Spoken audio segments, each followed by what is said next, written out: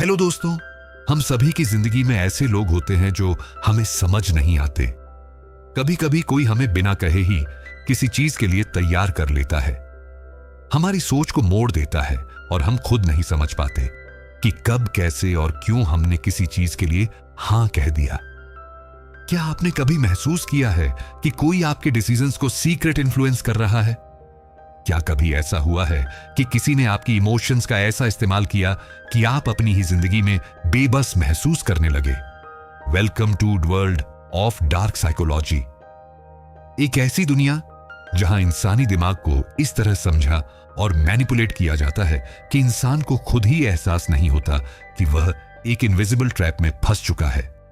Amy brown की किताब dark psychology, secrets and manipulation इसी रहस्यमयी दुनिया के बारे में बात करती है। यह किताब उन छिपे हुए साइकोलॉजिकल टेक्निक्स और स्ट्रेटेजी को सामने लाती है जिनका इस्तेमाल के सबसे चालाक और चालबाज लोग करते हैं, चाहे वह पॉलिटिशियन हो, सेल्स एक्सपर्ट्स हो या फिर वह लोग जो सिर्फ अपने सेल्फिश मोटिव्स के लिए दूसरों के दिमाग से खेलते हैं। इस वीडियो में हम इस किताब का डीप एनालिसिस करेंगे, इसकी हर स्ट्रेटेजी को डिकोड करेंगे और आपको यह समझाएंगे कि कैसे लोग आपकी साइकोलॉजी को हैक करके आपको अपनी मर्जी से चलाने की कोशिश करते हैं। लेकिन सिर्फ यही नहीं, हम यह भी जानेंगे कि आप खुद को इन चालाकियां से बचा कैसे सकते हैं। कई लोग यह समझते हैं कि मैनिपुलेशन सिर्फ मूवीज में दिखाया जाने वाला एक कॉन्सेप्ट है, लेकिन हकीकत में यह हमारे रोजमर्रा की जिंदगी में मौजूद है।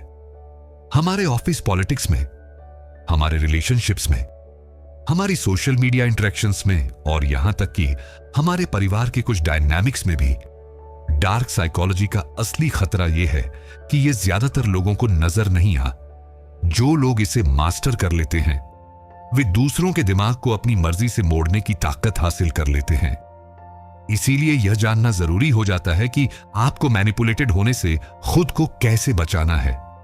जब भी कोई आपसे कहता है कि तुम यह सोच ही नहीं सकते कि तुम्हारे साथ क्या हो रहा है, तो आपको सतर्क हो जाना चाहिए, क्योंकि अक्सर वही चीजें जो हमें नजर नहीं आती वही सबसे ज्यादा खतरनाक होती हैं। डार्क साइकोलॉजी का सबसे बड़ा सच यही है कि यह सब कुछ छिपकर बड़ी चालाकी से किया जाता है। यह एक साइलेंट वॉर है जहां वर्ड्स, इमोशंस और ह्यूमन माइंड ही सबसे बड़े हथियार होते हैं। तो क्या आप रेडी हैं इस मनोवैज्ञानिक रहस्य को जानने के लिए? क्या आप जानना चाहते हैं कि डार्क साइकोलॉजी के सीक्रेट्स क्या हैं और कैसे कुछ लोग आपकी जिंदगी को बिना आपकी इजाजत के कंट्रोल करने की कोशिश कर सकते हैं? अगर हां, तो इस वीडियो को अंत तक जरूर देखिए, क्योंकि इसमें हम ना सिर्फ आपको इन मैनिपुलेटिव टैक्टिक्स के बारे में बताएंगे, बल्कि आपको इससे बचने के सबसे असरदार तरीके भी बताएंगे।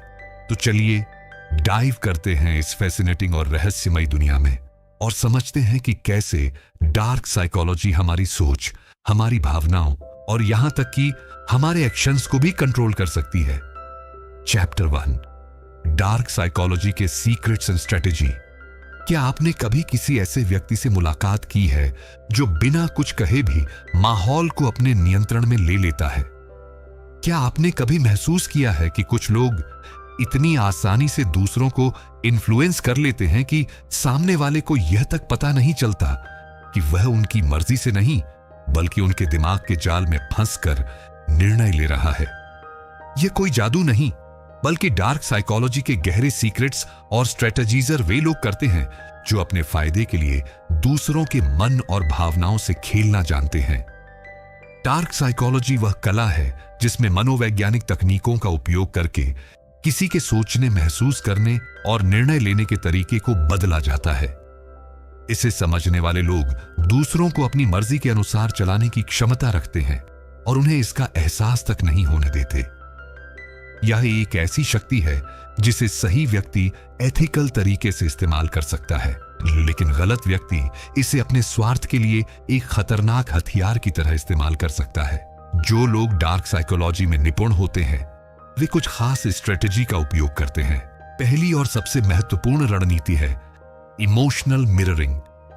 यह एक ऐसा तरीका है जिसमें मैनिपुलेटर सामने वाले की भावनाओं, हाव भाव और सोचने के तरीके को सटल रूप से कॉपी करता है। जब कोई आपके हाव भाव, बोलने के अंदाज और व्यवहार को धीरे धीरे अपनाने लगता है तो आपका अवचेतन मन उसे अपने जैसा मानने लगता है। इससे आपके भीतर उस व्यक्ति के प्रति एक अनजाना विश्वास पैदा हो जाता है और यहीं से मैनिपुलेशन की शुरुआत होती है। एक और शक्तिशाली रणनीति है फियर बेस्ड कंट्रोल।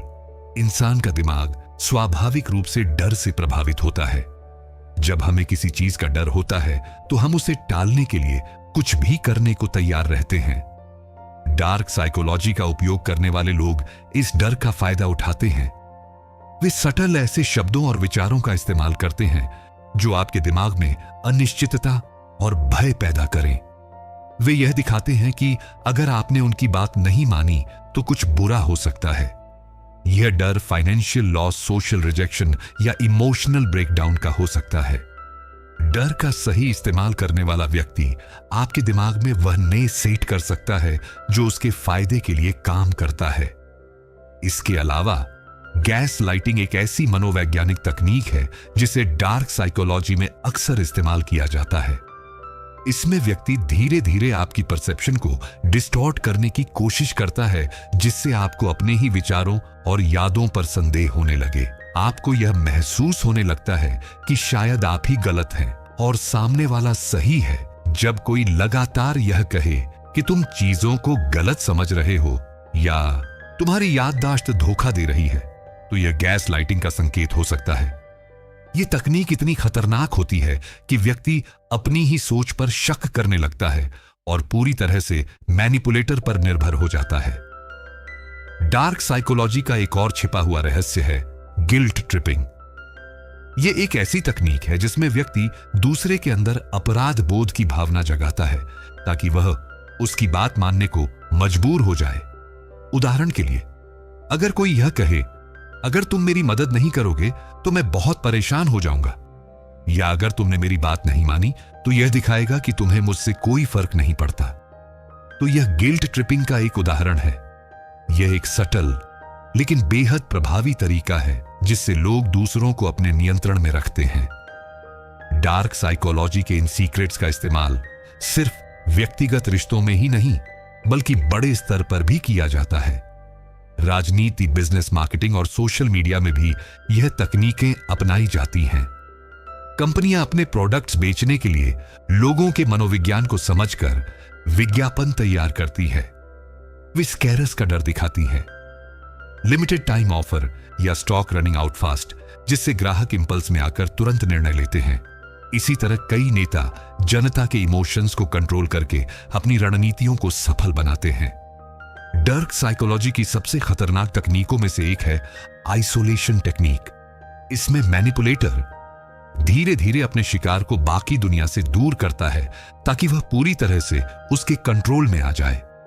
वह यह महसूस कराता है कि बाकी लोग भरोसेमंद नहीं हैं, सिर्फ वही व्यक्ति सही है। जब कोई व्यक्ति अकेला महसूस करता है तो वह मैनिपुलेटर की बातों पर और अधिक निर्भर हो जाता है। यह तकनीक अब्यूडोस कोई भी सही या गलत तरीके से इस्तेमाल कर सकता है। यदि आप इन तकनीकों को पहचानना सीख जाएं, तो आप न केवल दूसरों की मैनिपुलेशन से बच सकते हैं बल्कि खुद को मेंटली स्ट्रांग भी बना सकते हैं। अब सवाल यह उठता है, क्या आप इन रणनीतियों को पहचानने में सक्षम हैं? क्या आप जानते हैं कि कोई आपके साथ इन टेक्निक्स का इस्तेमाल कर रहा है? और सबसे महत्वपूर्ण बात, क्या आप खुद को इससे बचाने के लिए तैयार हैं? डार्क साइकोलॉजी के रहस्यों को जानना सिर्फ इसलिए जरूरी नहीं है कि आप दूसरों को कंट्रोल कर सके, बल्कि इसलिए भी कि आप खुद को कंट्रोल करना सीखें। जब आप इन गहरी चालों को समझ लेते हैं तो कोई भी आपको आसानी से मैनिपुलेट नहीं कर सकता। अब यह आपके हाथ में है कि आप इस ज्ञान को कैसे इस्तेमाल करते हैं, एक मेंटल शील्ड की तरह या एक साइकोलॉजिकल वेपन की तरह। Chapter 2 analysing dark psychology. क्या आपने कभी सोचा है कि इंसान के दिमाग में चल रही गहरी चालों को समझने की ताकत अगर आपके पास हो तो आप कितनी चीजों को अपने पक्ष में कर सकते हैं? क्या अगर आपको यह पता चल जाए कि कोई आपके साथ खेल खेल रहा है तो आप उसके जाल में फंसने से पहले ही खुद को बचा सकते हैं? यह सब समझने के लिए हमें डार्क साइकोलॉजी को एनालाइज करना होगा। यह कोई साधारण मनोविज्ञान नहीं है, बल्कि यह इंसानी दिमाग के उन पहलुओं की गहराई में जाने की कोशिश है जिनके बारे में आम लोग सोचते भी नहीं हैं। डार्क साइकोलॉजी यानी मनोविज्ञान का वह क्षेत्र जो पावर कंट्रोल और इन्फ्लुएंस पर आधारित होता है। यह इंसान न के कमजोर बिंदुओं को समझने, उनकी इच्छाओं और डर को मैनिपुलेट करने और उन्हें एक ऐसी दिशा में ले जाने की कला है जिसमें वे खुद भी यह महसूस नहीं कर पाते कि उनके साथ क्या हो रहा है। यह उन मानसिक तकनीकों का गहन अध्ययन है जिनका उपयोग अक्सर नार्सिसिस्ट, साइकोपैथ्स और मास्टर मैनिपुलेटर्स करते हैं। हमारी रोजमर्रा की जिंदगी में हम कई बार ऐसे लोगों के संपर्क में आते हैं जो हमारी भावना के साथ खेलते हैं, हमें गिल्ट ट्रिप में डालते हैं या फिर हमारे डर का फायदा उठाकर हमें अपने अनुसार चलाने की कोशिश करते हैं।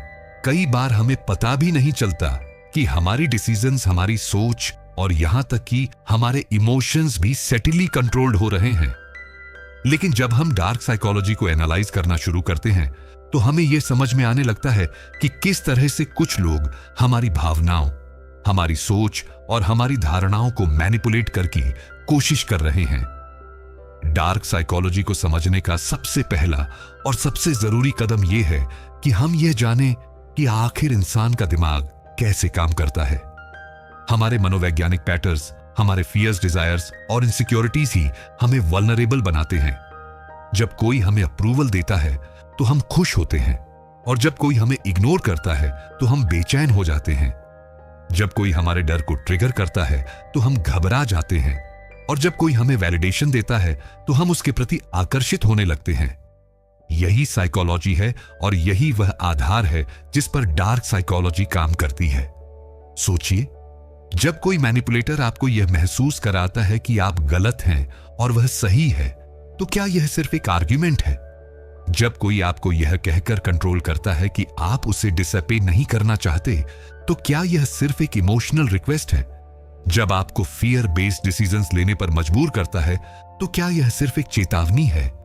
नहीं, यह सब डार्क साइकोलॉजी के टैक्टिक्स हैं जिनका उपयोग करके लोग दूसरों को कंट्रोल करने की कोशिश करते हैं। डार्क साइकोलॉजी के कुछ सबसे खतरनाक वेपन्स होते हैं manipulation, deception, gaslighting, guilt tripping और इमोशनल एक्सप्लॉयटेशन। ये सभी टेक्निक्स एक ही चीज पर केंद्रित होती हैं, दूसरे व्यक्ति के इमोशंस और थॉट्स को सली कंट्रोल करना। जब कोई आपको गिल्ट ट्रिप करता है और आपको इस तरह फील कराता है कि आप बुरे इंसान हैं सिर्फ इसलिए ताकि आप उनकी बात मान लें, तो यह डार्क साइकोलॉजी का एक क्लासिक एग्जाम्पल है। जब कोई आपकी परसेप्शन को मैनिपुलेट करता है और आपको यह विश्वास दिलाने की कोशिश करता है कि आपकी ही सोच गलत है, तो यह गैस लाइटिंग कहलाता है। और जब कोई आपको धीरे धीरे अपने इन्फ्लुएंस में लाने के लिए डिसेप्शन यानी धोखे का इस्तेमाल करता है, तो यह भी डार्क साइकोलॉजी का एक हिस्सा होता है। डार्क साइकोलॉजी का एक और पहलू है पर्सवेजन वर्सेस मैनिपुलेशन। बहुत से लोग परवेज और मैनिपुलेशन को एक ही चीज समझते हैं, लेकिन दोनों में एक सटल फर्क है। परवेज यानी मनाने की कला एक एथिकल स्किल होती है जिसमें सामने वाले को बिना दबाव डाले लॉजिक और इमोशंस के संतुलन के साथ अपनी बात पर सहमत किया जाता है। लेकिन मैनिपुलेशन एक अनएथिकल तरीका होता है जिसमें सामने वाले की भावनाओं के साथ खेलकर उसे अपनी मर्जी से कंट्रोल किया जाता है। डार्क साइकोलॉजी का सही अध्ययन करने पर हमें यह समझ में आता है कि लोग कैसे सोचते हैं, कैसे रिएक्ट करते हैं और किन परिस्थितियों में वे सबसे ज्यादा वल्नरेबल होते हैं। इस ज्ञान को हासिल करने का मतलब यह नहीं है कि हम इसे गलत तरीके से इस्तेमाल करें, बल्कि इसका सही उपयोग हमें सेल्फ डिफेंस में मदद कर सकता है। जब हमें यह पता चल जाता है कि कोई व्यक्ति हमारी भावनाओं के साथ खेल रहा है, तो हम सचेत हो जाते हैं और उस जाल में फंसने से बच सकते हैं। इस अध्याय का सबसे बड़ा सवाल यही है, क्या आप जानते हैं कि आप भी अपनी जिंदगी में कभी ना कभी डार्क साइकोलॉजी के किसी न किसी टेक्निक का शिकार हो चुके हैं? क्या आपको कभी ऐसा महसूस हुआ है कि आपकी डिसीजंस आपके खुद के नहीं थे, बल्कि किसी ने सटल तरीके से आपको उन्हें लेने के लिए मजबूर कर दिया? क्या आप कभी ऐसे टॉक्सिक रिलेशनशिप्स में रहे हैं जहां आपको गैस लाइटिंग या गिल्ट ट्रिपिंग का शिकार बनाया गया हो? डार्क साइकोलॉजी को एनालाइज करना एक तरह से खुद को मानसिक रूप से मजबूत बनाना है। यह सिर्फ मैनिपुलेशन को समझने का विज्ञान नहीं है, बल्कि यह एक मेंटल आर्मरर है जो आपको उन लोगों से बचा सकता है जो आपकी भावनाओं के साथ खेलना चाहते हैं। जब आप डार्क साइकोलॉजी के पैटर्न्स को पहचानना सीख जाते हैं, तो आप किसी के भी साइकोलॉजिकल गेम्स में फंसने से बच सकते हैं। आप अपनी मेंटल स्ट्रेंथ को बढ़ा सकते हैं और अपने जीवन के डिसीजंस को ज्यादा कॉन्शियस तरीके से ले सकते हैं। अब यह आप पर निर्भर करता है। क्या आप दूसरों के हाथों में एक पपेट की तरह रहना चाहेंगे, या आप अपने दिमाग की ताकत को पहचानकर खुद के लिए एक मजबूत मेंटल शील्ड तैयार करेंगे? Chapter 3, dart of manipulation. क्या आपने कभी सोचा है कि कुछ लोग इतनी आसानी से दूसरों को अपनी बात मनवाने में कैसे सफल हो जाते हैं? वे बिना किसी जोर जबरदस्ती के, बिना कोई जबरदस्त तर्क दिए, सिर्फ शब्दों और हाव भाव के जरिए सामने वाले की सोच और निर्णयों को अपने अनुसार मोड़ देते हैं। यह सब सिर्फ एक कला का नतीजा है। मैनिपुलेशन सिर्फ एक मनोवैज्ञानिक तकनीक नहीं है, बल्कि यह एक खेल है जो इंसानों की भावनाओं, उनके डर, उनकी इच्छाओं और उनकी असुरक्षा पर खेला जाता है। एक कुशल मैनिपुलेटर वह होता है जो सामने वाले के सब कॉन्शियस माइंड तक पहुंचकर उसे ऐसा महसूस कराता है कि वह खुद ही उस निर्णय तक पहुंचा है, जबकि असल में हर कदम उसकी योजना के मुताबिक उठाया गया होता है। सोचिए, जब कोई आपसे कहता है, अगर तुम मुझसे प्यार करते हो तो तुम यह करोगे, तो यह प्यार की मांग है या एक चालाकी से घड़ी गई मानसिक चाल? जब कोई आपको गिल्ट महसूस कराता है कि आपने उनकी मदद नहीं की, भले ही आपके पास सही कारण थे, तो यह सिर्फ एक सीधा सा अनुरोध था या एक मनोवैज्ञानिक जाल। जब कोई अपने शब्दों के माध्यम से आपको यह विश्वास दिला देता है कि आपकी ही सोच गलत है और वे सही हैं, तो यह सिर्फ एक बहस थी या दिमाग से खेला गया एक सटल अटैक। मैनिपुलेशन की जड़ें हमारी भावनाओं में गहराई से ढहस होती हैं। इंसान एक भावनात्मक प्राणी है। हम सभी प्यार, सम्मान, सुरक्षा और स्वीकृति चाहते हैं, और जब कोई इन भावनाओं को अपने नियंत्रण में ले आता है, तब वह हमें अपने अनुसार मोड़ सकता है। यह कला इतनी सूक्ष्म होती है कि अक्सर हमें एहसास ही नहीं होता कि हम मैनिपुलेटेड हो रहे हैं। हम सोचते हैं कि हम अपने डिसीजन खुद ले रहे हैं, लेकिन असल में हर डिसीजन हमें एक खास दिशा में धकेलने के लिए केयरफुली प्लान होता है। एक कुशल मैनिपुलेटर यह जानता है कि किस इंसान की सबसे बड़ी कमजोरी क्या है। कुछ लोगों को वैलिडेशन की जरूरत होती है, कुछ को डराया जा सकता है, कुछ को गिल्ट में डुबोकर कंट्रोल किया जा सकता है, और कुछ को ऐसी परिस्थितियों में फंसाकर मैनिपुलेटेड किया जा सकता है जहां उनके पास कोई और रास्ता ही ना बचे।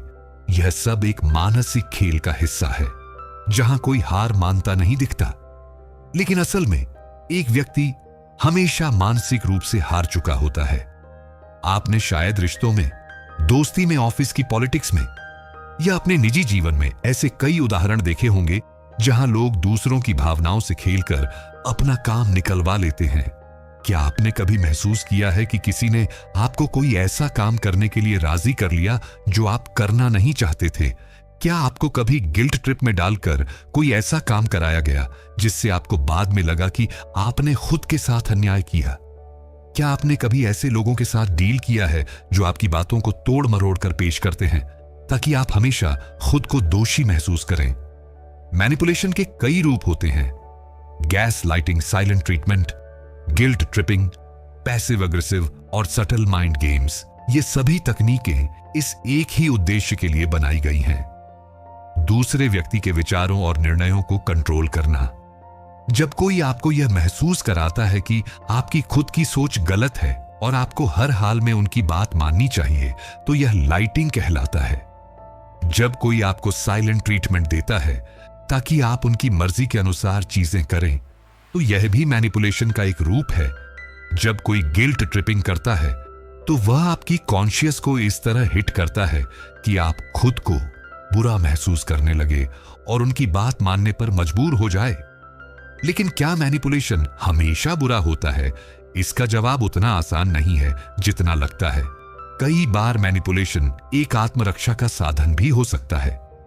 जब कोई आपको फोर्सफुली प्रभावित करने की कोशिश कर रहा हो, तो कभी कभी सटल मैनिपुलेशन ही वह तरीका होता है जिससे आप खुद को बचा सकते हैं। जब किसी टॉक्सिक व्यक्ति से निपटना हो, जब किसी नार्सिसिस्ट को उनकी ही भाषा में जवाब देना हो, तब यह एक डिफेंसिव वेपन बन सकता है। लेकिन यह समझना बेहद जरूरी है कि आपको मैनिपुलेटेड होने से बचने के लिए मैनिपुलेशन को समझना होगा। अगर आप यह पहचान लेंगे कि कोई आपकी भावनाओं के साथ खेल रहा है, तो आप खुद को इस खेल से बाहर निकाल सकते हैं। आपको यह समझना होगा कि किसी का गुस्सा, कोई इमोशन ड्रिवन आर्गुमेंट या कोई गिल्ट ट्रिपिंग हमेशा जेन्युइन नहीं होती। कई बार यह सिर्फ टैक्टिक्स होती है ताकि आप उनकी मर्जी के अनुसार चले। Chapter 4 the art of persuasion. क्या आपने कभी सोचा है कि कुछ लोग इतने प्रभावशाली क्यों होते हैं? वे कुछ भी कहे, लोग उनकी बात को मान लेते हैं। वे जब किसी चीज के लिए रिक्वेस्ट करते हैं तो सामने वाला मना नहीं कर पाता। उनकी प्रेजेंस में एक अलग ही पावर होती है जिससे लोग उनकी बातों से सहमत होने लगते हैं। यह कोई जादू नहीं है, बल्कि यह है पर्सवेशन, यानी मनाने की कला। परवेज एक ऐसी अदृश्य ताकत है जो इंसान के दिमाग में धीरे धीरे असर डालती है। यह कोई जबरदस्ती या मैनिपुलेशन नहीं होती, बल्कि यह एक सटल इन्फ्लुएंस होती है जिसमें सामने वाले को यह महसूस कराए बिना कि उसे प्रभावित किया जा रहा है, उसे अपनी मर्जी से आपके विचारों की ओर आकर्षित किया जाता है। एक कुशल पस्ट वह नहीं होता जो जबरदस्ती करता है, बल्कि वह होता है जो दूसरों के विचारों, इच्छाओं और भावनाओं को समझकर उन्हें अपने पक्ष में मोड़ने में माहिर होता है। सोचिए, जब कोई सेल्स पर्सन आपको एक ऐसा प्रोडक्ट बेच देता है जिसे खरीदने का आपका कोई इरादा नहीं था, तो यह सिर्फ एक अच्छी बिक्री थी या एक प्रभावी परवेज टेक्निक? जब कोई नेता अपने शब्दों के जादू से हजारों लोगों को अपनी बात मानने के लिए तैयार कर देता है, तो यह सिर्फ एक भाषण था या गहरी मनोवैज्ञानिक रणनीति? जब कोई दोस्त, रिश्तेदार या सहकर्मी बिना किसी दबाव के आपको अपनी मर्जी से कुछ करने के लिए तैयार कर लेता है, तो यह सिर्फ संयोग था या परवेज का प्रभाव? परवेज की असली ताकत इसके सटल में छिपी होती है। यह किसी को मजबूर करने का तरीका नहीं है, बल्कि यह किसी के सोचने के तरीके को इस तरह प्रभावित करने की कला है कि वे खुद ही आपके विचारों से सहमत हो जाएं। इसीलिए सबसे सफल लोग, चाहे वे बिजनेस लीडर्स हों, राजनेता हो, सेल्स एक्सपर्ट्स हो या मोटिवेशनल स्पीकर्स, सभी परसुएशन की कला में निपुण होते हैं। इंसान एक भावनात्मक प्राणी है और उसकी हर डिसीजन मेकिंग प्रक्रिया में इमोशंस का बड़ा हाथ होता है। एक अच्छा परसुएडर जानता है कि तर्क, लॉजिक से ज्यादा भावनाएं, इमोशंस लोगों को प्रभावित करती हैं। यही कारण है कि महान पब्लिक स्पीकर्स जब भी कोई बात कहते हैं तो वे केवल तथ्यों पर निर्भर नहीं रहते, बल्कि वे अपनी बात को इमोशंस के साथ जोड़ते हैं, ताकि लोग उस विचार को सिर्फ समझे नहीं, बल्कि उसे महसूस करें। अगर आप ध्यान दें तो परवेज का सबसे ज्यादा इस्तेमाल हमारी रोजमर्रा की जिंदगी में होता है। जब कोई बच्चा अपने माता पिता से कोई महंगा खिलौना लेने के लिए जिद करता है और बार बार उन्हें मनाने की कोशिश करता है, तो वह अपनी कच्ची उम्र में ही परसुएजन का इस्तेमाल कर रहा होता है। जब कोई बॉस अपने कर्मचारी को ओवर टाइम करने के लिए तैयार कर लेता है बिना किसी ऑफिशियल ऑर्डर के, तो वह परवेज का खेल खेल रहा होता है। जब कोई प्रेमी या प्रेमिका अपने पार्टनर को किसी खास निर्णय के लिए मनाने की कोशिश करता है, तो वह भी इस कला का इस्तेमाल कर रहा होता है। लेकिन परवेज और मैनिपुलेशन में बारीक फर्क होता है। मैनिपुलेशन में सामने वाले की भावनाओं से खेलकर उसे मजबूर किया जाता है, जबकि परसुएशन में उसे एक वैकल्पिक दृष्टिकोण दिखाकर उसकी सोच को जेंटली गाइड किया जाता है। एक कुशल पर्सन कभी भी गिल्ट ट्रिप या फियर टैक्टिक्स का सहारा नहीं लेता, बल्कि वह यह समझता है कि सामने वाले को क्या चाहिए और उसकी जरूरतों को ध्यान में रखते हुए अपनी बात इस तरह रखता है कि वह खुद बखुदा भावनाओं को टारगेट करते हैं। एक परफ्यूम एड में आपको सिर्फ परफ्यूम नहीं दिखाया जाता, बल्कि आपको यह एहसास कराया जाता है कि इसे लगाने से आप ज्यादा आकर्षक और कॉन्फिडेंट महसूस करेंगे। एक कार का विज्ञापन सिर्फ कार के स्पेसिफिकेशंस पर फोकस नहीं करता, बल्कि यह आपके अंदर लग्जरी, एडवेंचर और पावर की भावना जगाता है। यही परसुएशन की असली ताकत है। यह किसी चीज को इस तरह पेश करना कि लोग उसे सिर्फ देखें नहीं, बल्कि उसके साथ जुड़ाव महसूस करें। अब सवाल यह उठता है कि क्या परसुएशन को सीखा जा सकता है? और जवाब है बिल्कुल। यह कोई जन्मजात गुण नहीं है, बल्कि एक सीखी जाने वाली स्किल है। यदि आप इसे समझ लें तो आप अपनी पर्सनल और प्रोफेशनल लाइफ में इसे एक पावरफुल टूल की तरह इस्तेमाल कर सकते हैं। चैप्टर 5, खुद को डार्क साइकोलॉजी से सुरक्षित कैसे रखें। क्या आपने कभी ऐसा महसूस किया है कि कोई व्यक्ति आपको धीरे धीरे कंट्रोल कर रहा है, लेकिन आप यह समझ नहीं पा रहे कि यह हो कैसे रहा है? क्या आपको कभी ऐसा लगा है कि कोई आपकी भावनाओं से खेल रहा है, आपको गिल्ट ट्रिप कर रहा है या आपको अपनी मर्जी से मैनिपुलेट कर रहा है? अगर हां, तो यह जानना जरूरी है कि आप खुद को डार्क साइकोलॉजी के प्रभाव से कैसे बचा सकते हैं। यह कोई मामूली बात नहीं है, क्योंकि कई बार हम इस मानसिक खेल को पहचान भी नहीं पाते और धीरे धीरे उसके शिकार बनते चले जाते हैं। डार्क साइकोलॉजी का सबसे खतरनाक पहलू यह है कि यह आमतौर पर इतनी सटल होती है कि हमें इसका एहसास ही नहीं होता। यह किसी के शब्दों में छिपी होती है, उनकी टोन में, उनकी बॉडी लैंग्वेज में, और कई बार तो सिर्फ उनकी मौजूदगी में भी। जो लोग इस कला में माहिर होते हैं वे अपने शिकार को यह महसूस तक नहीं होने देते कि उनके साथ मैनिपुलेशन हो रही है। लेकिन अगर आप इन टेक्निक्स को पहचानना और खुद को सुरक्षित रखना सीख जाते हैं तो कोई भी आपको आसानी से कंट्रोल नहीं कर सकता। खुद को डार्क साइकोलॉजी से बचाने का सबसे पहला और सबसे जरूरी कदम है सेल्फ अवेयरनेस। अगर आपको अपनी भावनाओं, अपनी सोच और अपनी रिएक्शंस की गहरी समझ होगी तो कोई भी आपको आसानी से मैनिपुलेट नहीं कर पाएगा। अक्सर मैनिपुलेटिव लोग दूसरों की इनसिक्योरिटीज को टारगेट करते हैं। वे जानना चाहते हैं कि आपको किस चीज की सबसे ज्यादा परवाह है, आपका सबसे बड़ा डर क्या है और कौन सी चीज आपको सबसे ज्यादा इमोशनली वल्नरेबल बनाती है। अगर आप खुद को अच्छी तरह से जानते हैं और अपनी कमजोरियों को एक्सेप्ट करते हैं तो आप दूसरों को उन कमजोरियों का फायदा नहीं उठाने देंगे। अगला कदम है इमोशनल बाउंड्रीज बनाना। बहुत से लोग इसलिए मैनिपुलेट होते हैं क्योंकि वे अपनी इमोशनल बाउंड्रीज को डिफाइन नहीं कर पाते। उन्हें यह नहीं पता होता कि कब उन्हें किसी की बात को सीरियसली लेना चाहिए और कब उन्हें अपनी एनर्जी को बचाना चाहिए। एक मैनिपुलेटर हमेशा यह चाहेगा कि आप अपनी बाउंड्रीज को भूल जाएं और उनके अकॉर्डिंग एक्ट करें। वे गिल्ट ट्रिपिंग का सहारा लेंगे, आपको ऑब्लिगेटेड महसूस कराएंगे और कई बार आपकी ही भावनाओं को आपके खिलाफ इस्तेमाल करेंगे। अगर आप अपनी बाउंड्रीज को मजबूत बना लेते हैं और नो कहना सीख जाते हैं तो आप खुद को इन मानसिक खेलों से बचा सकते हैं। इसके बाद आता है क्रिटिकल थिंकिंग और लॉजिकल एनालिसिस। एक मास्टर मैनिपुलेटर हमेशा इमोशंस का इस्तेमाल करता है क्योंकि वे जानते हैं कि इमोशंस इंसान को सबसे ज्यादा इन्फ्लुएंस करते हैं। लेकिन अगर आप हर चीज को लॉजिकली एनालाइज करना शुरू कर दें तो आप मैनिपुलेशन से बच सकते हैं। जब भी कोई आपसे कुछ कहे या आपको किसी बात के लिए पुश करे तो खुद से पूछिए, क्या यह सच में सही है या यह सिर्फ एक इमोशनल ट्रैप है? कई बार सिर्फ इतना सोचने भर से ही हम मैनिपुलेशन के जाल से बच सकते हैं। डार्क साइकोलॉजी से बचने के लिए सबसे जरूरी चीज है असर्टिव। यह एक ऐसा गुण है जिसमें आप अपनी बात को मजबूती से रखते हैं, लेकिन बिना किसी अग्रेशन के। एक मैनिपुलेटिव व्यक्ति तभी ताकतवर होता है जब सामने वाला कमजोर हो। लेकिन जब आप खुद पर कॉन्फिडेंट होते हैं, अपनी राय को साफ तरीके से रखते हैं और बिना दबाव में आए अपने फैसले लेते हैं, तो कोई भी आपको आसानी से मैनिपुलेट नहीं कर सकता। इसके अलावा अपने आसपास के लोगों को समझना भी बेहद जरूरी है। अक्सर जो लोग हमें मैनिपुलेट करते हैं वे हमारी रोजमर्रा की जिंदगी में ही होते हैं। दोस्त, सहकर्मी, रिश्तेदार या कभी कभी तो हमारे सबसे करीबी लोग भी। वे धीरे धीरे हमें इमोशनल ट्रैप्स में फंसाते हैं और हमें यह एहसास तक नहीं होने देते कि वे हमारे दिमाग के साथ खेल रहे हैं। इसीलिए लोगों के वर्ड से ज्यादा उनके एक्शंस पर ध्यान देना जरूरी है।